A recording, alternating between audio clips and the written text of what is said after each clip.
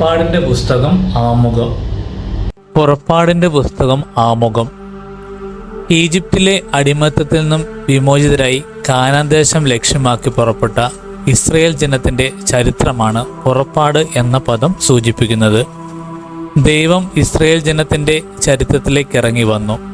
അവരെ അടിമത്തത്തിൽ നിന്നും മോചിപ്പിച്ച് അവരുമായി ഉടമ്പടി ചെയ്തു. അവരുടെ മധ്യേ കൂടാരത്തിൽ വസിച്ചു. ഒന്നാമത് ഈജിപ്തിൽ നിന്നുള്ള വിമോചനം. ഈജിപ്തിലേക്ക് എത്തിച്ചേർന്ന യാക്കോബും മക്കളും അനുകൂലമായ സാഹചര്യങ്ങളിൽ വളർന്ന് വലിയ ജനതയായി. അവരുടെ ഉയർച്ച കണ്ട് ഭയന്ന ഈജിപ്ത് രാജാക്കന്മാർ അവരെ പീഡിപ്പിച്ച് അടിമകളാക്കി. അവരുടെ വിമോചനത്തിൻ്റെ കഥയാണ് ആദ്യ ഭാഗം. ദൈവം മഹാമാരികൾ അയച്ച് ഈജിപ്തുകാരെ പ്രഹരിച്ചുകൊണ്ട് ഇസ്രായേൽ ജനത്തെ മോചിപ്പിച്ചു.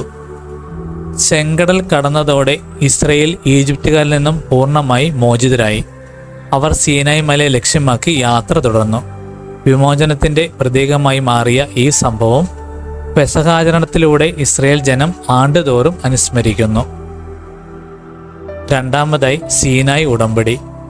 സീനായ് മലയെ ലക്ഷ്യമാക്കി യാത്ര ചെയ്ത ജനത്തെ ദൈവം അത്ഭുതകരമായി ഭക്ഷണവും സംരക്ഷണവും നൽകി മരുഭൂമിയിലൂടെ നയിച്ചു. ഈ അസാധാരണ സംഭവങ്ങളിലൂടെ ചരിത്രത്തെ നയിക്കുന്ന ദൈവത്തിൻ്റെ പരിപാലന അവർക്ക് അനുഭവവേദ്യമായി. സീനായ് മലയിൽ വെച്ച് ദൈവം അവരുമായി ഉടമ്പടി ചെയ്തു.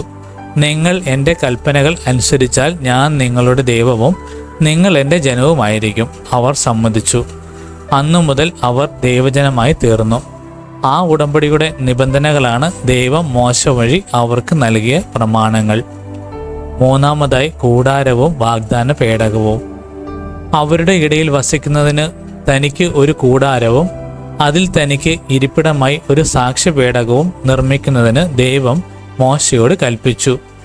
പേടകത്തിൽ മോശ ഉടമ്പടി പത്രിക നിക്ഷേപിച്ചു. പേടകത്തിൻ്റെ മുകളിലുള്ള കെരൂബുകളുടെ മധ്യയാണ് ദൈവം ഉപവിഷ്ടനായിരിക്കുന്നത്. കൂടാരത്തെ മേഘം ആവരണം ചെയ്തിരുന്നു. കർത്താവിൻ്റെ സാന്നിധ്യം അതിൽ നിറഞ്ഞു നിന്നു.